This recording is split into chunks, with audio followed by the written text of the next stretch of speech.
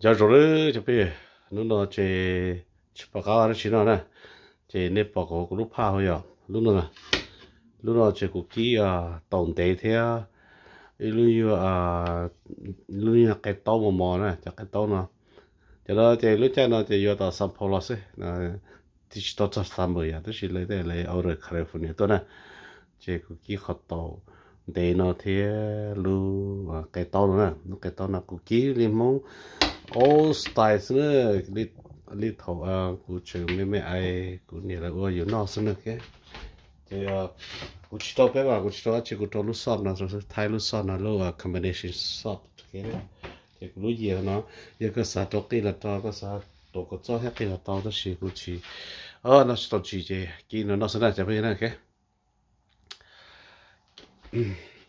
cho nó cái kia nó cái toàn bộ là tao cái kia là có thể tao chỉ cụ vào liền mong vào liền bỏ tao yêu này chỉ là tiểu người ôi thì ôi cái chỉ một trò nó thế là bây giờ mình hao chơi chơi thế à tao có chọn chơi thế à cái tao có chọn mẹ nó là cái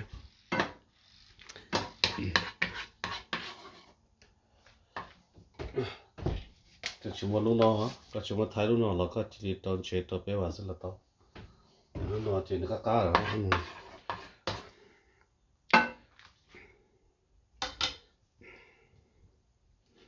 Today I'm gonna stir fry the long beans. This is long beans. This is baby. What do you call it? Baby pumpkin. Baby pumpkin. Okay. Don't okay. Pumpkin. Long beans,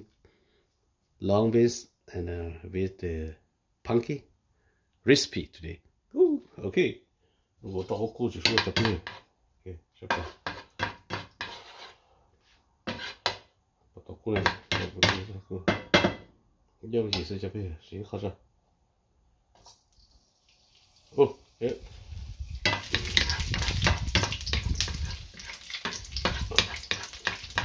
古有玻璃外是啦 OK 给我们动在那这个在动的tổng tế đây cái tàu đó cái vị trí đây cái xe là cái nó nhiều cái tàu này thế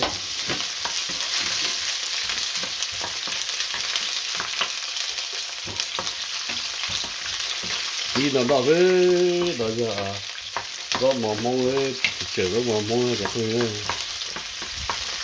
nó lên nó sẽ cái gì cái gì chỉ kín nó so hết thì cho healthy ra okay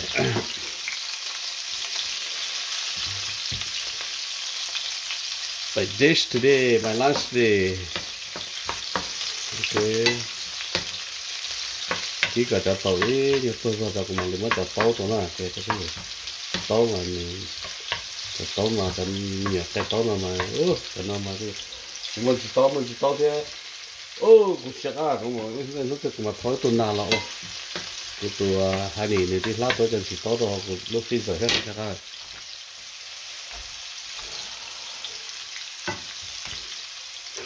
Faster. Cho tao nó lên đây thì cũng được lại nhận trái được chứ đó, chỉ lại cái gì nó to hơn. Chỉ có đó là cái tôi là cái gì.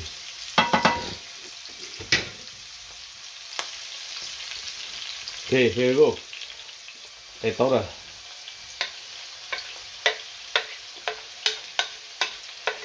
The tàu together. The tàu pumpkin and long beans together. It's the old tradition, old school mode, traditional. Okay. That's usually when we live in Laos, like 50 years ago in Laos. My moms usually do cook like that for us to eat. Just let me grow up with this vegetable, healthy. Okay. OK， 我那都烧了，都烧了就估计这里先啥说。Okay, that's it. Maybe it is for the. Nhưng mà cái con nó thì con chế thì tôi bé vào lấy hết rồi. Nhưng mà nó tàu thế theo nó là thay nó là cái thay vào các cá thì giờ nó là thì chỉ con chế chỉ tôi bé vào lấy hết cho biết. Nhưng mà có sao so expensive too. Cái gì mà hay là kiểu nó có thì giờ lo cái gì lo có tài mình cả được nó mỗi khổng thì thay tên mỗi cái là interest thì còn cũng như lúc sau đó là hết của sao thì sẽ cổ đó là nữa sau đó là cho được chưa ok nhiều gì nó sẽ cho biết ok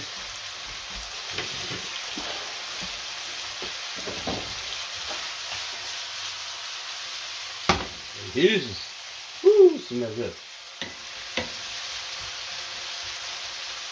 even not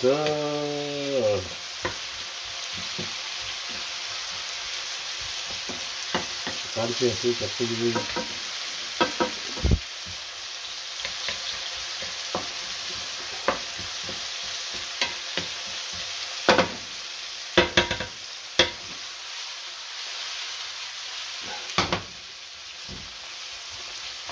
nó còn xin mà cho lúc chuyển đâu thế của đấy thế nó cái đồ này thế mua rau này thế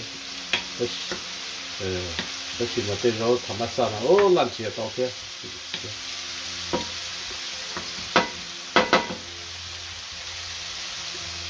thì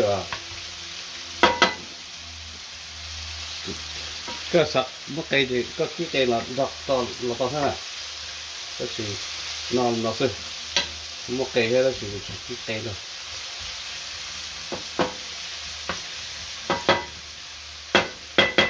okay here we go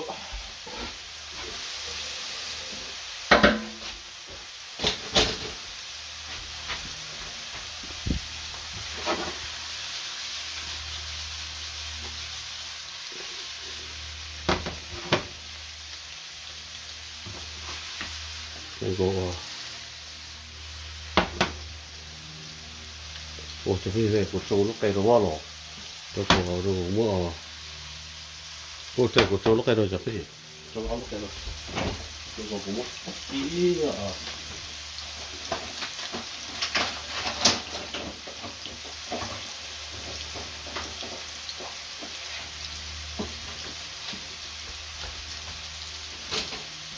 我找你赚多少？这不是我找all kind of. So sorry, I got too egg for it. Do I put too much oil? 这是讲不对 oil 嘛，这hết. 这个保鲜了，这个要只要肉嘛到些啊，这些只要的。OK， 到好我到讲不对完了，一样到上了。So I mixed 2 egg with it. Long bean and pumpkin. Okay. Oh, that looks good now. Oh, better. Okay. I look at it. Cho cho ý chân rồi. Okay. Bây giờ chỉ kỹ cái tàu thiết tổng tiền đó cái đó. Okay. Bỏ xe đó. Lỡ thì cho được xe chống chỉ là dù đó rồi. Bỏ xe nữa đó. Okay.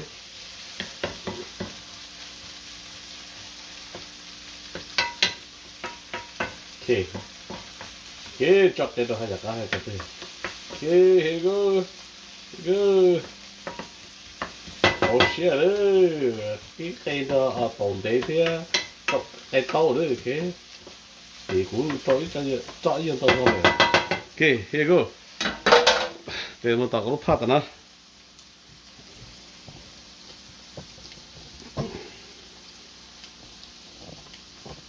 Okay, here go.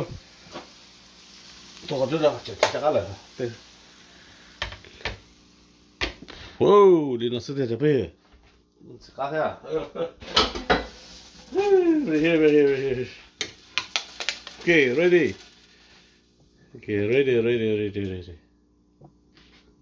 giờ bộ bộ xe lên cho nên sẽ cho cái gì bộ xe này nè okay chị ký bắt đầu cái tông đó tồn tế thế nó tệ rồi ok và sao nữa thế thì tôi toàn tôi rồi có thêm mỡ cái này bị